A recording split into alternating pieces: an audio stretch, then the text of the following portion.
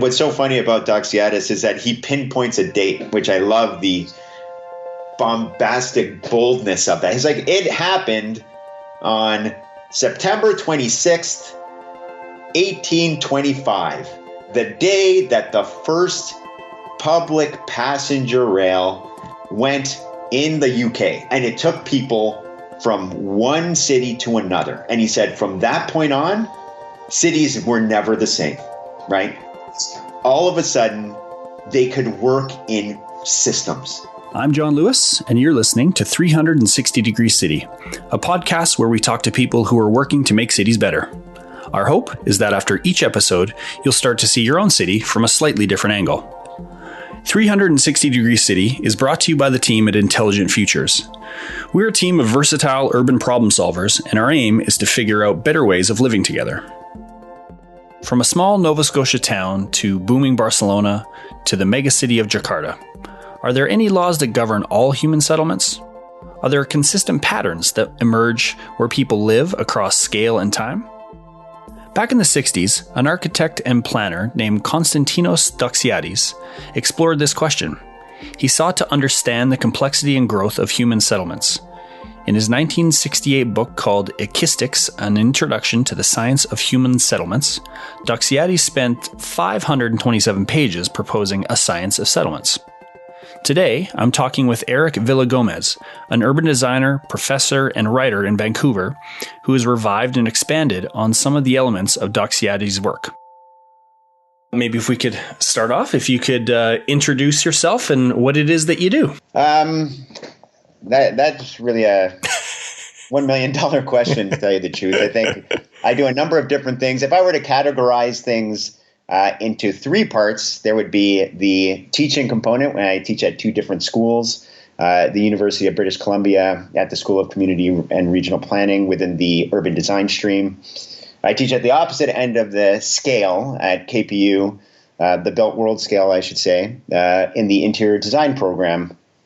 So that's my teaching piece. My private practice piece is that I do have a consultancy / private practice that deals with everything from kind of small scale architecture, so designing and building, to urban design consulting. It's recently splintered more little fingers out to include illustration and kind of information architecture, information design. And that's my other little pocket. And then the last one would be the editor-in-chief of Spacing Vancouver, which is a kind of subsidiary of the Spacing magazine, where I run the local Vancouver branch of the blog, the online blog, but also contribute to the magazine, the print edition that comes out a couple of times a year. In 2017, Erick self-published a book called The Laws of Settlements. Erick has always been curious about the relationship between settlements across scales, from the individual to the global. This interest eventually led him to create the book. When Erick started teaching environmental design, he was studying concepts across different scales. One day many years ago, he went into his colleague Ron's office. I went into his office and I was just rambling off these ideas. I'm like, you know what, this whole thing about scale is super interesting. And there aren't many people that I found that I've written on it. At that time, I was reading, I'm still a bibliophile, so I read a hell of a lot of books. So I had gone through these things and I never found one. And Ron offhandedly was just like, actually, you know what, you should read Constantinos Doxiadis and Ekistics. You know, he figured it out a long time ago. And I'm like, I was surprised because that I had never heard of him, because again, being a bibliophile, I heard of virtually everybody. And B, it was coming from Ron, who again himself is no slouch. He knows a hell of a lot of stuff. So I immediately went back home and I was like, I'm going to go get this out of the library. It was nowhere to be found. I could only find it on online through a used book. It was through 8 Books, I believe, that I wound up getting this old kind of copy for out of print for X number of years for, you know, some ridiculous price. And it shows up, and I have it just a few feet away from me now. It's this giant kind of 8.5 by 11, just 500 page book that it's just extremely daunting to read. Like if you look at it, you're like, oh my God, it is something else. So in true form, I just wound up reading it, and I was going through, I was like, oh my God, he really did a lot of amazing stuff. And towards kind of the middle and the end of the book, there's this little, I think it's only about 20 pages or so, just a handful of pages out of this giant read. And it's like, okay, you know what? We've come this far. I'm going to just offhandedly tell you the laws of all settlements. and again, I'm like, this just is insane. Like right when I read it, I'm like, this is nuts. I can't believe that he's going to do this. So I go through it, and they're only, again, bite-sized. There are 54 laws. And they are about 1 to 2 paragraphs each. And he does it in 20 pages, and then that's it. That's all he says, literally. It's like, okay, I hear the laws, let's move on. And since that time, I was like, this is just insane. Like that someone would be – I didn't even know how to feel about it, because on the one hand, I'm like, is it possible? Is this guy just overly arrogant? I didn't know what to make of it. So at that point in time, I wound up just saying, you know what? I'm just going to keep these at the back of my mind as I'm teaching, and I'm going to see whether they're still around, because he wrote this in 68. I was like, okay. And over the years, after teaching, again, just more and more classes, I was like, oh my God, like it turns out that he did kind of figure it out. Although some things were kind of off, I was like, oh, you know what? That's interesting. I think more people should A, know about this guy's name, and B, should know what he had achieved at this point in time. So what the book started out as was literally a spacing blog piece. So this is the beginning of it. And I wound up thinking, and this was maybe about 5 years ago, that I'm like, oh, you know what? On my off time, I'm going to take these 54 laws, I'm going to make it into a blog, and I'm going to maybe call it the Laws of Settlements blog, and each one will have maybe one or two laws, and I'm just going to explain it, maybe update it, and off to the races I go. It'll take, a whole year in the making, X number, maybe release them every 3 or 4 weeks, and then just try and get through all 54. So I started kind of whacking them out, and I would do it on my spare time. So I'd come back from work, and I would just kind of plug a few things in, do one law, write a paragraph. If I didn't finish it, I didn't care. I'm like, oh, whatever. It's only a blog post. I'll figure it out. Right. And then, after I think it took me like 2 or 3 years. And the next thing I go into my file, and I'm like, oh my God, there's like 30,000 words here. Like this can no longer be a blog post. It's just out of the realm now. So all of a sudden I wound up thinking, what the hell could I do with this thing? And I was like, you know what? I have this thing here, and I had done, again, graphic design work and illustration, and I know InDesign really well. And I'm like, you know what? Why don't I just start trying to make it into a book myself? And that's where it took off. And I just started, again, kind of slowly building it up, creating the templates. I always wanted to go and to create my own book just to see what it was like, right? I didn't expect it to be, like, at that point in time, the self-publishing thing wasn't big. It was just starting. So I had no thoughts to actually self-publish. It was more just, again, a kind of a labor of love. That I wound up doing, and if you had 30,000 pages or words just sitting around, why not give it a try? Why not give it a shot? Exactly. Why not give it a shot? Erick's book is written in plain language, making it accessible really to anyone. He's divided it into different types of laws: development, internal balance, and physical characteristics. The laws focus on themes of creation, extinction, location, size, functions, structure, and form. Before Erick and I dive into some of the laws, I'll tell you the first two.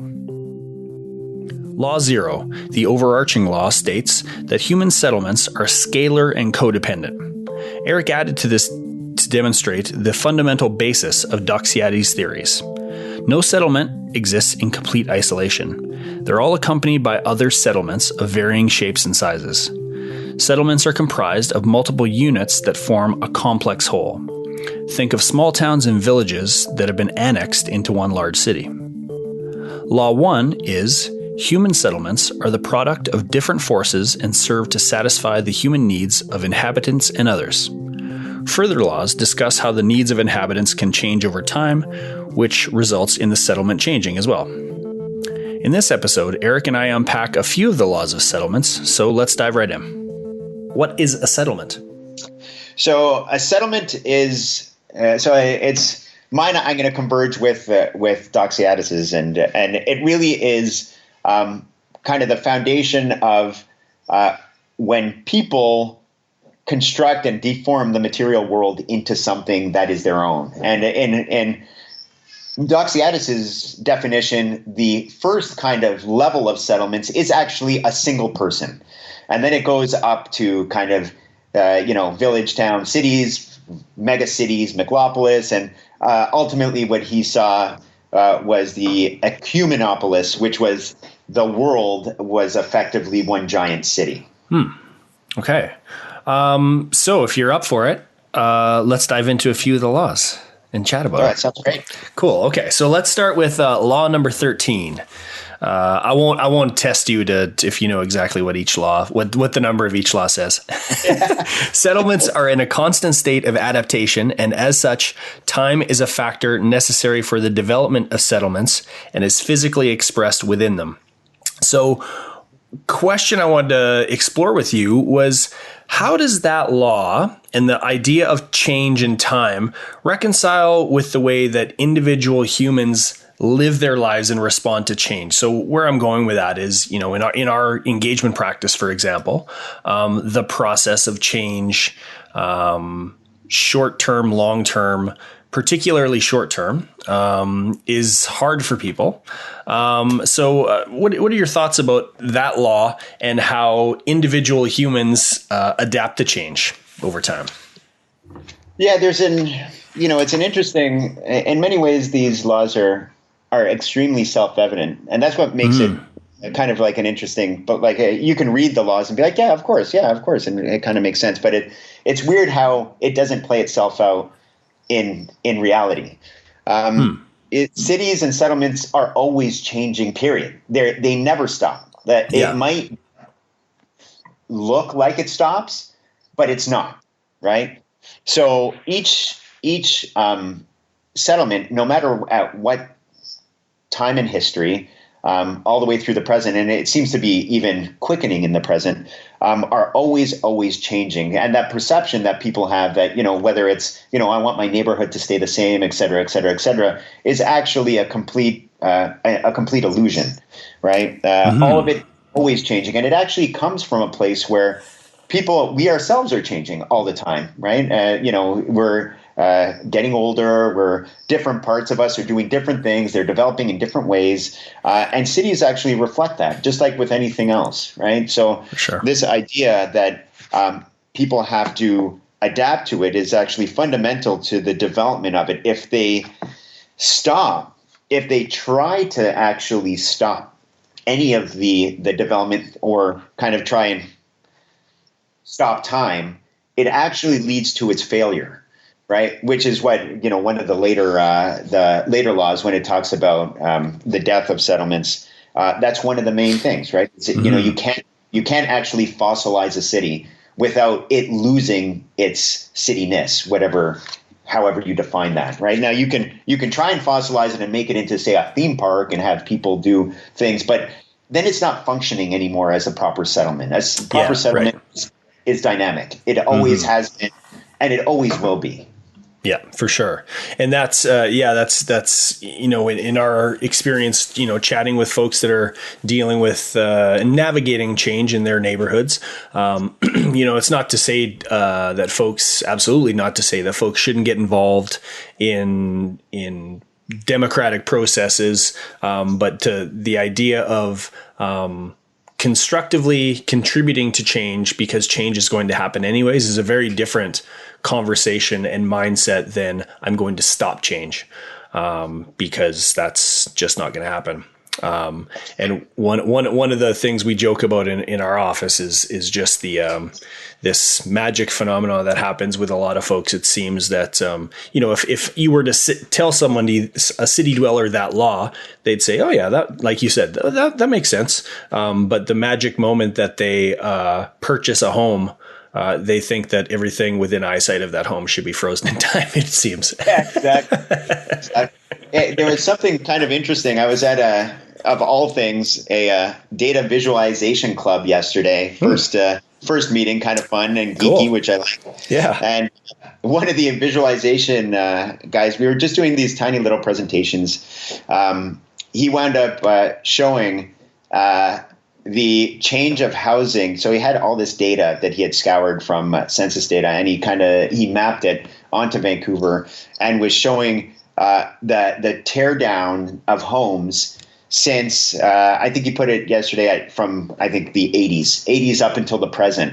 And they were color coded, and little kind of house icons were almost being extracted and funneled away from the map like a little like dust. Right, like just imagine that going, and it's creating this really wonderful infographic on the right hand margin. And at the end, as I'm watching this, I'm like, oh my god, if you actually fall, and they were color coded, I'm like, actually, there's nothing left of the city of what was in the 80s. It's like all been torn down, and yet here we are. Everyone's like, actually, these city, our neighborhood has to stay the same. It's like, actually, it's gone. It was gone like 10 years ago, right? Yeah, right? For sure. This idea that it's always changing, but it happens in such a way that most people don't recognize it. And like you're right, a lot of people, when they put their roots, so to speak, into a neighborhood, they believe that anything within eyesight, that's it. It has to stay the same.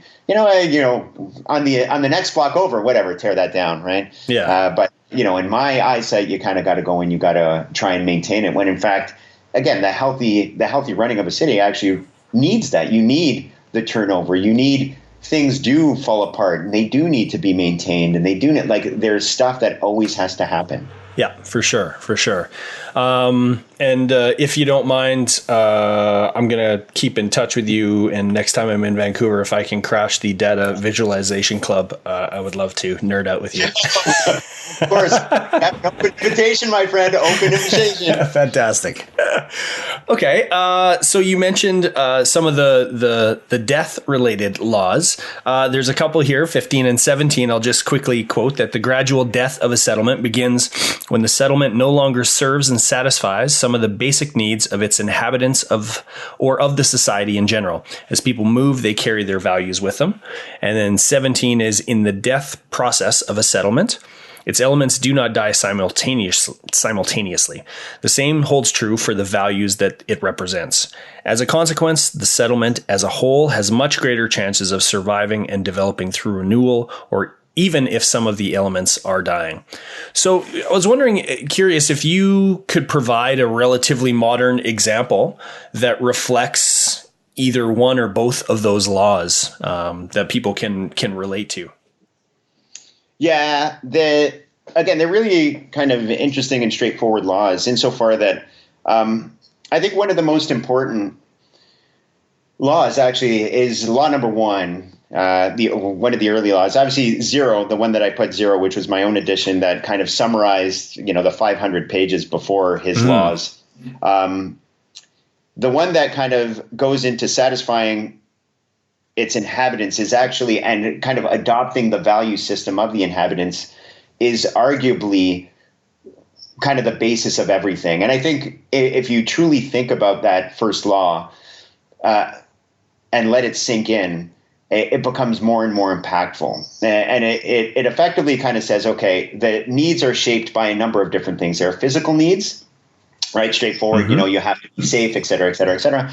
But there are also other needs that wind up coming in terms of value systems. And these begin to play themselves out and formalize within the built environment. Now, what winds up happening over time is that naturally societies change, values change.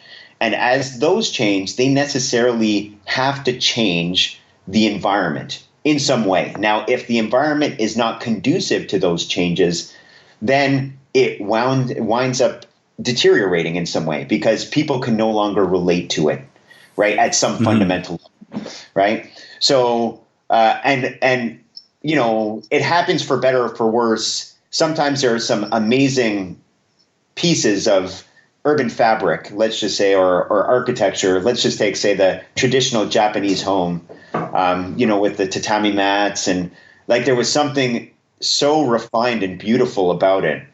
But when one started seeing kind of what the changes that were being made within society, things, everything from wiring and all that different type of stuff, it can no longer maintain itself as a kind of quote unquote valuable piece. So it begins to kind of go down.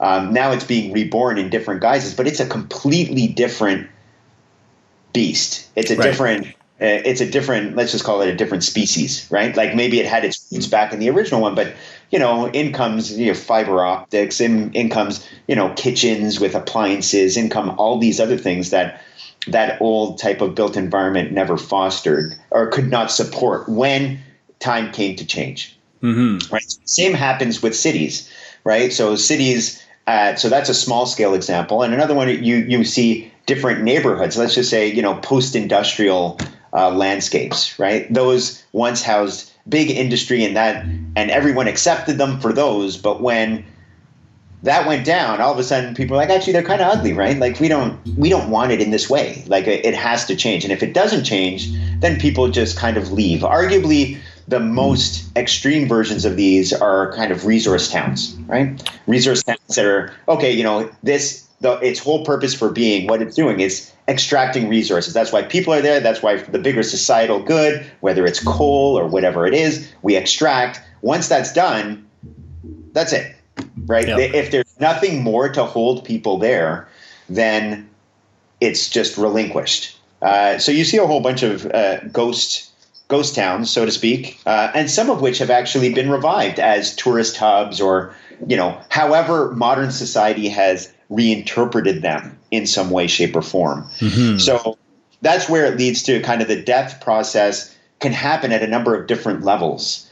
That sometimes it could be the buildings that go derelict. So let's just say in these older coal resource towns, it goes down, but then someone years later, and this is where, so the values are gone and the whole kind of societal system is there, but the buildings are still there for X number of years after, long enough for, let's just say, a developer who's into developing theme towns come in and say, actually, this, I'm going to rehash this as a theme town that that's going to draw tourists. So it's going to get new life again. So you wind up seeing that because different facets work on different time frames, right? You'll mm-hmm. see that these things can actually outlive something. And that's what winds up happening with settlements of all forms, right? Sometimes they go down, they come up. If you look at all the mighty empires, they had their mighty cities that have each gone down. Like Rome, when it was up, then it went down, then it goes up, and it kind of continues because of, let's just call it the hangover of all these different facets that are working in tandem and that fail or die effectively over different periods of time. People's societally values can change quickly, but buildings can stay around for thousands of years depending on how they're built, right? Which gives them more time to stay around, hang around enough for someone, hundreds of years into the future to potentially say, actually, we're going to rehash this. And now this comes into our value system in a different way, and it's valid again. Mm-hmm, mm-hmm. Okay, so one of the laws I wanted to explore with you is number 25, and it talks about scales, and it states that across all scales of settlement, achieving balance within the range of the human scale is critically important for its long-term success. The scale corresponds to the extent of one's control as well as the body and senses, roughly a 10-minute walking distance. A recent episode we had on the podcast talked with folks in the Washington, D.C. Region, talking about the challenges of transportation and mobility across that whole capital region, which houses 10 million people and 53 counties and 3 states, and the complexity and scale is daunting to understand and plan for. So in an age of urbanization and megacities, can you talk about the tension between understanding these massive systems that are required to look after 10 million people and the need for human scale developments and spaces? Yeah, that's a really interesting one. And as I write in the book, there's, if someone said this, say, even just 20 years ago, they would say, Doxiadis, you were out to lunch. Like, that's just, you don't need scale, right? Because you're building these cities at that time as it was kind of just trudging through 20, 30, 40 years ago, where scale wasn't really a consideration, right? That is what settlements can actually exist without a human scale component to it. But now, again, as we're seeing over time, that human scale is actually more fundamental, it seems, than initially anticipated. That the environments that people seek out, now that all of that initial build out has kind of lived on, kind of proven itself, et cetera, et cetera, et cetera, people are always going back to those environments that have that scale associated with it. That there's something about the ability to walk somewhere, these distances kind of begin making sense. The ability to touch and smell things as you go across, which is very different than when you're in a car cooped up in the little machine versus hearing the ramble of people in a cafe, smelling fresh baked goods as you pass by a bakery. These things are becoming more and more important again. So they're almost being kind of revived, which again makes me think that there is something fundamental about it. I think that the fact that it went and now it's back, and it seems to be almost stronger than before. You have people like Jan Gehl, et cetera, that are just have described even the science behind it. Jan Gehl is a Danish architect and urban designer who's known for improving the quality of life in cities by focusing on designing for the pedestrian and the cyclist instead of cars. He's recognized for his rigorous methods for studying public life and designing cities at a human scale. Right? Like, why do people enjoy these environments? It's, it deals with the limitations of the senses, things that you can see, things that you can smell, things that you can hear, that there's a kind of renewed a revival of that as an idea. And obviously the 10-minute walking distance has become now a staple of the transit-oriented developments. Transit-oriented development, also known as TOD, is a form of urban development where the amount of residential, business, and leisure space is maximized in areas that are walking distance to transit. TOD hopes to decrease car use and increase walking, cycling, and public transit use. That, again, he was touting in 1968. He had already wound up going and saying, actually, based on his studies, which were groundbreaking at the time, these are the parameters within which people feel comfortable and these environments succeed. Now, what he also states, which is, I guess, the crux of the problem, and I think that this is going to be the crux of the problem of cities, period, I'd say over the next at least century or two, is that how does it work when it amasses into these giant systems, right? Where, what a city is, if you look at, let's just say the old town of Barcelona, Barcino, that you can walk around that in maximum 5 minutes. You could go from one side to the other in 5 minutes, right? Yep. All of a sudden it kind of gets bigger and bigger and bigger and bigger. And now it's just effectively it's global in many ways if you count, transportation systems like airplanes that bring people across the globe. That these systems now are how the human scale kind of fits in, arguably is becoming more relevant, more important, and more ambiguous. Like how does it work? Now the idea of having, say, high streets, so it's adopting old forms into new modes, right? Like the high street, et cetera. Those are finding the revival. The TODs, where these little kind of, let's just call them, for lack of a better term, they're little circular nodes that have these distances.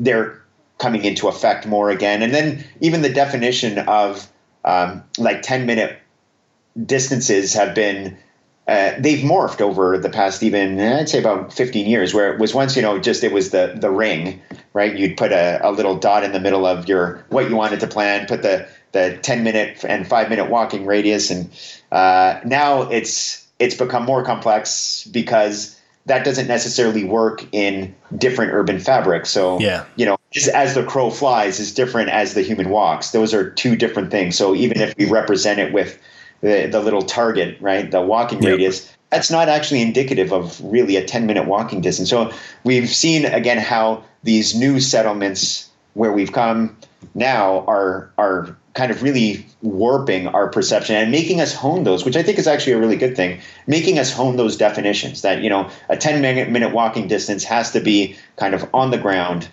versus as the crow flies. It doesn't work like that, right? Yeah. So we're becoming a little bit more sophisticated, which has been kind of interesting. But the issue of scale, again, I rated it, I believe, in the book, and I'm like, the jury's kind of still out on that one because we're just kind of at the crux of that transition back into it. So I don't know where it's going to lead, but the fact that it kind of went away and now it's coming back just almost on its own really speaks to a condition where it deserves its place, at least mentioning in a potential law book. Yeah. So, you know, I ended with a little ... to be continued. Yeah, for sure.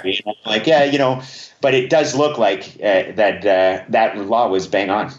Well, yeah, for sure. And I think the idea that it's a response, the push for the human scaled city is a response to whatever time you want to put on it, century and a half of a focus on cities, primarily at the system level, focusing on efficiency and technology.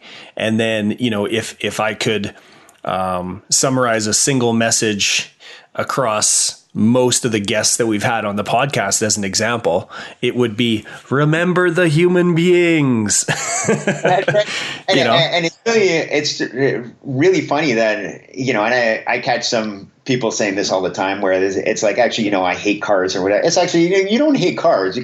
There are people behind those little things they're the ones that are, you know, running reds, and they're the ones that are cutting people off. It's the people. Don't forget, it's always the people, and it always will come back to it. And I think you're bang on insofar that I think for a while we forgot about that, or at least we put it to the side and kind of said, you know, we're going to let the technologies and let that really determine it and make that under the assumption that stood in as a surrogate for a person, when in fact, as we've seen and we're seeing now, that's no surrogate. Like, it's not, you can't, the logic of the machine isn't necessarily the logic of the human being. And as settlements in particular, particularly with now that we're seeing, you know, a lot of in North America and the baby boomers aging, et cetera, like they're coming back again to the realization that, oh my God, you know, like I can no longer drive anymore. I can't have my license. I need to live in a place where I can walk, right? I need to actually be able to go and live my life within walking distances. So you're seeing that, I think, is contributing to that as well. Just this idea that, you know, you go back to the original settlements that didn't have these technologies to kind of work with, that we can't forget that that's where it started. And that's where it will always be. You know, as long as we are material beings kind of living in a material world, we're going to have to cater to ourselves. And we can't kind of forget that this is what it's all about. It's about us, and we have machines and we have these other things that help us do things for humans, for us as well. But we can't forget that it has to work for the most fundamental piece, which is us being able to kind of go and do something within a radius that's reasonable. And, you know, over time, I believe, and this is what some of the more recent authors, for example, Michael Batty, who is kind of known for his book, The Science of Cities, recently wrote one called Inventing Future Cities, which is a really interesting one. And he winds up kind of cataloging that roughly over the course of history, every settlement kind of settles on roughly a 30-minute radius as a whole, as the farthest reach. And the only thing that changed was the technology. So first it was, you know, the farthest reaches of the old walled cities were 30 minutes out, and you would walk in 30 minutes or whatever it was. And then when the car came in, it was 30 minutes still, but it was a 30-minute drive. And that 30-minute drive was different along a highway than it was, you know, along, let's just say, you know, a residential street. And these different types of things began kind of shaping those distances. But I think what that always points to me is that there's something kind of fundamental about the human, and humans are only willing to travel necessarily of their own volition, I think, so far. After it gets too far, you kind of lose something, right? Mm-hmm. And the how you fill up that half hour, whatever time frame you find yourself in. I keep coming back recently to Thaler and Sunstein's book Nudge and the concept of choice architecture, and how I think still too often city builders will put the onus on the individual. And say, well, they just chose this and people want to behave this way or move this way or what have you, not recognizing that the decisions they make greatly affect the decisions that individuals within that system make. And so if you have built a cities over the last century plus that are catering to the car and that's how you get around, then that's how people will make their decisions accordingly, and vice versa. If you build it for humans, they will more than likely get out their shoes and go for a walk. That's exactly right. Exactly right. Like, I think that decision-making stream, that the implications of decisions, actually, that's what actually creates, that's what creates the options for the choice, right? So, if you go to a restaurant with only one choice on the menu, well, that's it. You're done. Or, you leave. But the more options you kind of create, the more that people actually have that choice. And a lot of people, I think you're bang on saying that, a lot of people don't recognize that those initial decisions actually really hone in what the choices are. So just like you said, if you create something where only cars can get around at car distances, then really the choice is just that. That's it. Right? So you have no other choice. Yep. So it makes sense that people living in such an environment would make a choice that really is no choice at all, to be able to go and do that.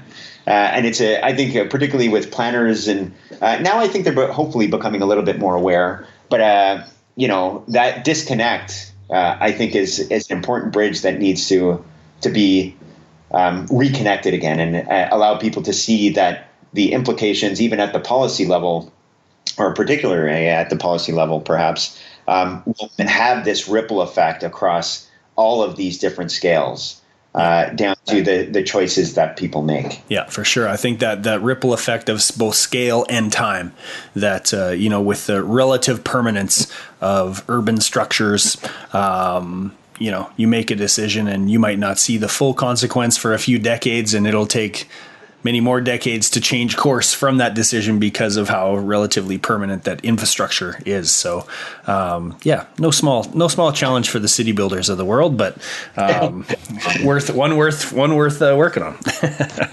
Definitely. So one thing you mentioned earlier, you were talking about values and how those change over time and everything. I wanted to ask you,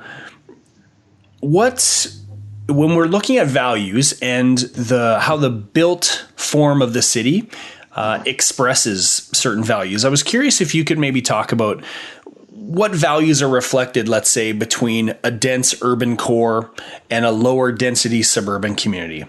What are the values that are reflected in the difference between those kinds of urban forms?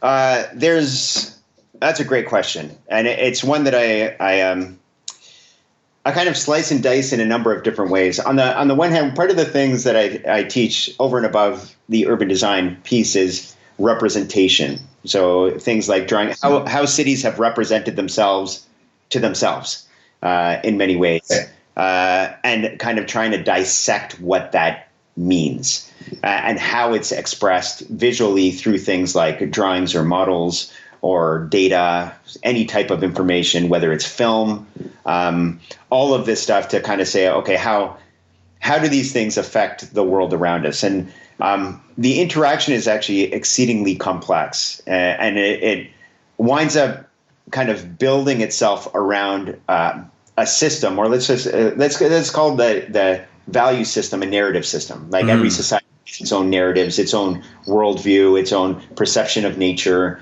that adopts certain methods of production, et cetera, et cetera, et cetera.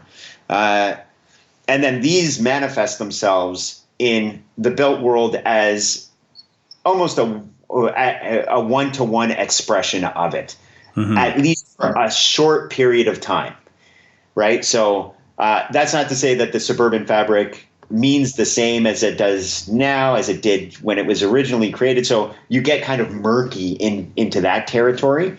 But the way I typically like to describe those things is visually. So if I were to let's just put up so let's not attach any meaning to anything, but just imagine a wall full of individual dots. Okay, individual dots. And I were to ask someone to interpret that. Like, what does this mean? Like, what do you get out of this graphic? Just dot on white wall, black dot on white wall. What do you get from it? You'll usually get the same type of responses back, which is, those things, there's a lot of space around them. Each one of those is individual, right? They have a particular order and system to them, depending on how I do the dots. That might speak to another different ordering principle. But usually there is, with respect to kind of the dots on white page, black dots on white page, this idea that it's about the dots, right? It's about the dots. And what's interesting is when you morph that into a suburban pattern, which is effectively what it is, right? So suburban pattern, when you see a map of a thing, we already imbue it with meaning, right? It's like, oh, that looks like a house. So that is a house. Therefore, that's a city, that's a neighborhood, whatever that is. But when you abstract it to the point of dots, then other people's kind of perceptions of it change, especially if you don't tell them that it's houses, right? So all of a sudden, there's a certain clarity where people can understand what the pattern actually means as a pattern in and of itself. So when something like the suburban pattern, like the single family, really kind of embodies that idea, and I would say graphically, because it started out as an image first. So it didn't get built first, right? It started out as, here's a drawing of it, and this is what we believe the future of it. So it's people interpreting drawings first, right? Representations. And those things are resonating with their value system, which is what's making them say, hey, you know what? Yeah, I'm feeling this, right? This pattern is what I believe to be true, whether it's Broadacre City from Frank Lloyd Wright or Corbusier. Broadacre City was a suburban development vision by the famous architect Frank Lloyd Wright. The concept would provide each U.S. family with 1 acre of land. In many ways, this concept was the exact opposite of transit-oriented development. This suburban utopia vision was never built to its full scale. Le Corbusier was a Swiss-French architect known as a pioneer of modern architecture and urban planning. Known for his futuristic city schemes, not to mention his thick-framed black glasses, Le Corbusier has been criticized for the lack of pedestrian scale in his designs. Each one of them had a representation first that took their value system and their ideas and represented it in a way that made it tangible to them, but also to others. And when that happens, their value systems either coincide and people are like, oh, I want to build that, or they don't. And they say, that's an outrageous proposal. Like, it'll never be done. So what winds up happening with those, if you go through the exercise of understanding kind of the aggregate versus the isolated, let's just call those two different patterns, different values are really embedded in those systems as representations. One is highly individual, right, which is prized in the form once you now encode land values and things like enclosures, et cetera, et cetera, et cetera. The primacy of the single family lot, how it relates to its neighbors. Its interaction with neighbors is only through another mechanism like the street, right? So people meet on the street. They won't meet necessarily in individual lots because those are individual. And that's what comes out with the pattern, right? So when you're talking about aggregates, so things like, denser medieval structures or high rises, different things are at play, arguably, in terms of the value system. One could argue, a mid-rise versus a high-rise has two different value systems associated with it. Insofar that, the high-rise is really a mechanism of economy, right? Like it allows someone in this system to maximize the amount of money on a given lot with the technologies that we have in one point. That's what it does. Now, would people choose to live in those outside of the system, the logic system that we have now to build it? I'm not necessarily convinced of that. I don't think that like high-rise structures, they have the semblance of, you know what, it's a community. It's a vertical community instead of a horizontal community, but they don't function like that, right? You have fobs that don't allow people to go from floor to floor, right? You have all these things that try and maintain like these things in isolation, even though they're super dense in these high, 20-story towers or however high they are, which I think is, again, fundamentally different than, say, mid-rise, building with a low to the ground commercial base that has different mechanisms associated with it and different value systems. So the one where I think of the two that you mentioned, the system, the value system behind the single family kind of standard quote unquote suburban model is much more straightforward than the denser aggregate model, because the denser aggregate model has many more variations over time. Right. There are different ones that have, little courtyards in between, other ones that have no courtyards, other ones that have high rises and glass towers. These are all fundamentally different in terms of the value systems that they embody. So that's a little bit more difficult. And I tried to give you at least two examples in terms of kind of like the high rise and its relationship to economy and really developer driven mentality, profit.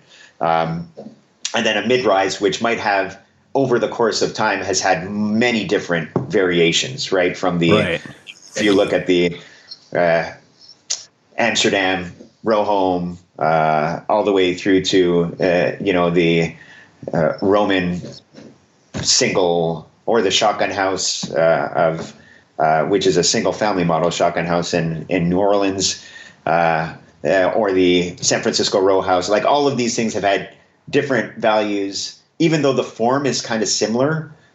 Their values are slightly different in each one, which I think again makes it really interesting. Mm-hmm. Yeah, and I think that's one of the things as I travel around with my friends and family that might not think about cities as much as I do. That's one of the interesting, almost little games you can play, is when you look at these various forms, what values do they reflect back and embody? And like you say, it makes it very interesting, and some of it's guesswork, and you can get a lot of intelligence by chatting with local folks, but it's certainly a very interesting way to navigate a city and explore it for sure. Yeah. Okay, so a couple of relatively quick questions for you.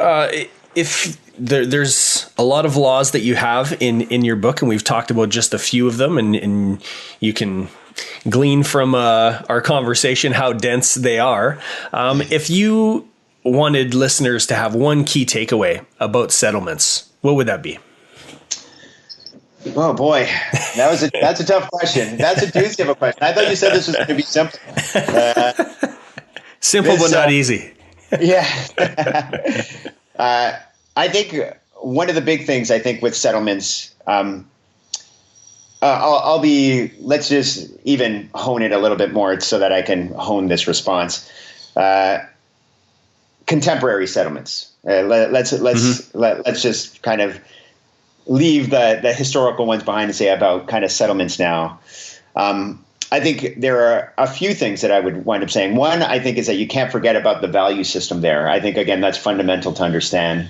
And the fact that now more than ever, they work across scales, that they're part of kind of things that happen at the tactile level, from the things that you touch and you see really on the everyday, to kind of bigger systems that deal with watersheds, et cetera, et cetera, et cetera. I think that those two are going to be fundamental and are fundamental, have always been fundamental, and that we have to remember those. The third one, which I kind of touched upon a little bit already, is really one of the almost more of something into the future. And I think that we wind up really missing a lot of the discussion in and around cities. In many ways, I often think I don't necessarily state it, because if I stated, I'd quickly get lambasted. But I think that it's almost irrelevant already. So a lot of the discussions, I know that, for example, Vancouver is interestingly and wonderfully, I think it's a great initiative. They're trying to build up a citywide plan, the first in its history, a citywide plan. Great idea, but it works as a system now. So no matter how great this thing is, like we can make the most utopian city in the world, right? But if it's not part of a system that works in the same way, that gets lost, right? So it could be the greenest thing, it's tiny, 10 square by 10 square kilometer, little footprint couldn't be the best thing in the world. Yeah, everyone could bike and walk everywhere, blah, blah, blah. But if outside of city limits, the moment that you cross the boundary line with another municipality, it goes into standard status quo urban fabric and thinking, then really it kind of misses the point. You might be lucky enough to be in this little utopian silo if it ever turned into that. But at the end of the day, globally, that's what our problems are, not local anymore. They're all global, right? You look at the recent report that came out about extinction levels, 1 million potential animals going extinct. You look at systems now that now natural systems. I was recently reading another great book called Darwin Comes to Town by Mena Schiltzwisen. I think I totally destroyed that name, but that was the best I could do. And he talks about how flora and fauna have now adapted to cities so completely now in certain species that if you eradicate cities, you are also making animals and plants extinct. Like it's a lose-lose situation. Because the idea that's like, if we raised all the cities, everything would go back to normal and, the world would be a better place. We've reached the point, and the scale of our settlements has reached the point where now it's its own fragmentary ecosystem, right? So to keep thinking about these dichotomies that have been part of our lexicon of discussion,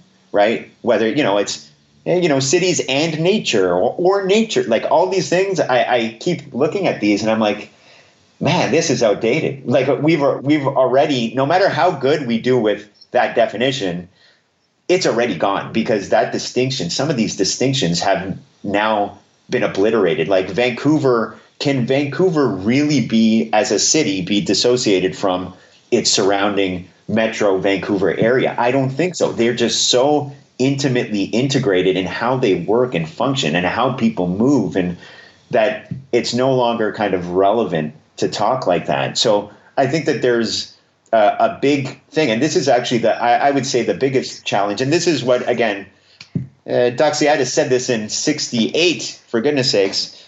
He wound up saying, one of the problems is just in governance, period. Like that's going to be a design problem in and of itself. We have to learn how to govern multi-systemic elements and settlements working as a whole. And you could see how this can quickly lead to a dystopian future, right? Like you could see how it can quickly go to, hey, just, we're going to get a handful of people that will govern, like 100 cities. Like that could be catastrophic, right?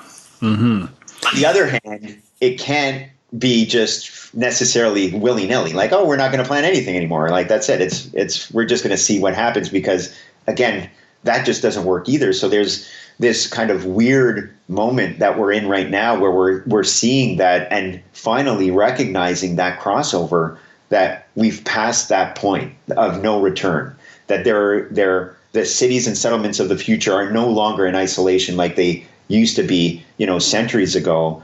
And what's so funny about Doxiadis is that he pinpoints a date, which I love the bombastic boldness of that. He's like, it happened on September 26th, 1825.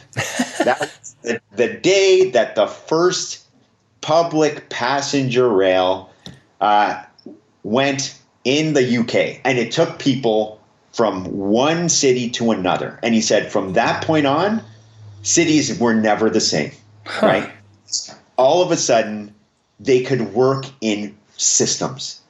And we see that just play itself out. And this idea that, when he came out with this, of the little information that I have, which is amazing about this planner, because he was so big at the time that, as I mentioned in the book, he was on the cover of Time magazine. And I'm like, wow, on the cover of Time magazine.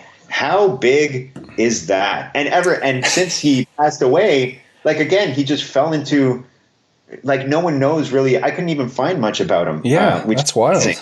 Yeah, it's a totally weird scenario. But what wound up happening, I think one of his bombastic, crazy claims was, I mentioned kind of earlier on that he had different categories of settlements, one that went from the human to this idea of a globalized city, that the city, the settlement, the ultimate settlement is going to be planet Earth. So that's what he said in 1968, and shortly thereafter. And he was, you can imagine the outrage. It's like, what? The world, a giant city? Really? That's impossible, right? Mm. And sure enough, you have all these things that now you look at them and you're like, even if you look at, say, this isn't the best example, but this was arguably one of the first examples that came out in popular media, was NASA's view of the world at night. That wound up having, oh my God, it's like, holy smokes, like, this whole thing is bright except for these small pieces. Mm-hmm. So there was this idea that one, again, when that came out a few years back, that people were like, oh man, there's still hope. Look at these dark spots, right? Like, these dark spots, that's wilderness. Now, more recently, there was another map that came out, not by NASA, but by another research company that looked at the city through roads. So it mapped every road in the world, and it has it along a globe. Again, another representation. And it is everywhere. There are streets everywhere. All those little spots, those little dark spots in NASA's shot are all streets. And you wind up, I remember when I first saw it, last year, I'm like, there it is. Doxiadis he had it, right? Mm-hmm. He figured one day, and people were like, oh, there's no way this would ever happen. He said, one day it will be the world. And sure enough, here we are in 2019 with this representation. And just, I looked at it in just awe and fright and joy.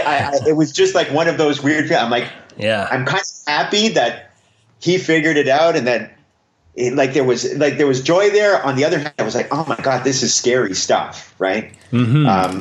So this idea, of the tripartite that I said, one with values, the other one with scale, the other one of systems, that the world now and cities now are part of a system. And I think that as we move forward, settlements and the way that people start thinking about settlements, we have to really, really break those old definitions of what a city and a settlement is. I think they've now mashed into just this amorphous blob of communication networks and flight paths and car distances and walking distances. Like, even transportation over the past 15 years has diversified, even at the smaller scale, like hoverboards, skateboards, electric bikes, those little uni-wheel things that I don't even know what they're called, but I see them out in place. Like, oh my God, like, even at the smaller scale level of transportation, and those speeds are all different. Someone walking is different than someone on a hoverboard. It's different than someone on a bike. It's different than someone on an electric skateboard. Like these things are diversifying at rates that are exponential, and we're not even discussing them, right? Like, we're still into the, sidewalks. Now it's expanded to bike lanes and streets, where it's like, actually, where's the hoverboard lane and the skateboard lane and bike? I think a lot of our discussions are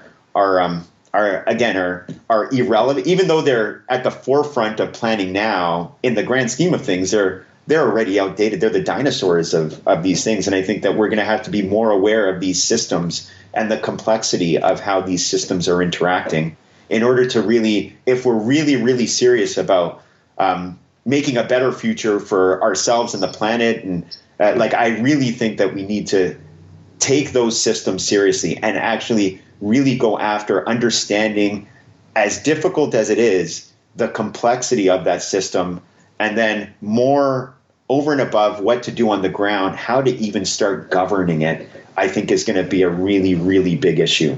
Yeah, absolutely. And I think, just the example of near global level governance and the complexity and the decisions that need to happen right down to the level of a sidewalk or a bike lane, and that there's now 7 different modes of transportation. And I think really what that does is it would be natural for a human being to throw their hands up and say, to hell with it, this is too hard. But I think for those that are tasked with or choose to get involved in the process and the endeavor of building cities, the fundamental skill or mindset of understanding systems and being able to be comfortable, I guess, with the complexity is something that's just completely vital. And the kind of outdated model of let's just regulate the details and everything will work out fine. I think that's, all that you described just speaks to why all the professions that are involved in city building and everything just need to continually broaden their scope and reconsider their skill sets in the context of these big, ridiculously complex challenges. Because like I say, from let's say an urban planning perspective, just having better rules at a local level or on a building site are just not they're not gonna cut it. And so we need a bigger consideration of what solutions mean in this urban age that we're in. Yeah, and I think there's even some even a smaller, potentially, well, it's actually bigger in the grand scheme of things, but something that I think that your podcast, for example, is playing a big part in. And oddly enough, again, Doxiadis puts his hat into that as well. I think it's in the one of the conclusions of one of his books that he had written. I think it was Ecumenopolis was a book that he had written. At the end, is like, you know what? Part of the thing about planning and planners as we move forward with settlements and all this complexity is that we also need to know how to talk about it at a simple level, which I think is important for podcasts like yours to kind of see, let's get rid of all the jargon, which we know is right inherent as a part of the field, and try and talk to this at a very just fundamental level. Very simple. Mm-hmm. And he was going, again, insofar, it's only like a paragraph or something, but I was laughing at it because being part of the kind of Spacing Vancouver thing and part of what I wanted to do with mine, he was like, you know what, if you as a researcher, and he was talking to the academics, if you as a researcher cannot write and you can't do this and do it you team up with a journalist. Go do it right now and make your stuff relevant. There was a certain urgency that I think was, again, that we've kind of lost. I think that was actually part of the ethos of the 60s and 70s. Mm-hmm. Like when you see his work, it's kind of like he's adamant. He's like, we got to do this. Like the time is now. Like we cannot stop. This is happening. It's right here. It's right on the doorstep. We have to do this. And whatever it takes, get rid of your pretenses. If you're an academic or whatever, you have to engage the public. You have to talk to people at their level. You have to find a way to translate what you're doing into the popular masses. Because again, law one, he's like, if the masses don't buy into this and it doesn't become part of their value system, then it's not going to happen. Period. Yep, for sure. So I think again, and kudos again to a podcast like this that begins to try and say, okay, we're going to try and do that. We're going to talk to these people and we're going to try and take away the pretense and really make it so that the fundamental issues are front and center and clear, right? Mm-hmm. Jargon, we're all in this together and we need that. So I think that that's a really, again, I guess an understated part of also what needs to be done. Part of governance, I would say that could be part of governance in terms of explaining, not only understanding the complexity of the system, but being able to explain it in a simple way, right? Just here it is. Yeah, right? For sure. Okay.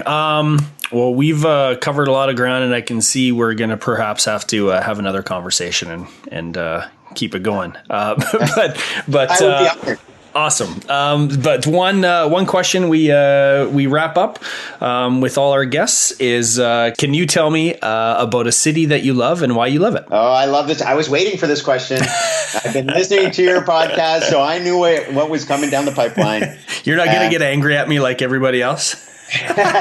Don't make me pick one. I think, again, I think it's true. I think I love different cities. I've had the honor and the pleasure, and I've had the opportunity to travel a number of different places that I'm always thankful for, even close by, even within North America and around the world. So I being in the profession that I'm in, I love different things about different cities. So if you wanted to be specific, I could go specific, but I think the broad answer is, if I had to choose one currently that I would say is just pretty amazing at almost all levels. Like, it has its own problems, mind you, of course, but I'd have to choose Barcelona. I think that Barcelona kind of has, its history. I always, when I describe Barcelona, I always say that it's kind of going through right now. I think it's one of the few cities that I would say is really going through a golden age in many ways, politically, formally, in terms of its fabric. I think that it's part of it. A big part of it is because of its history. It had a very rough history with repression, the Catalonia, and like there was the Franco years.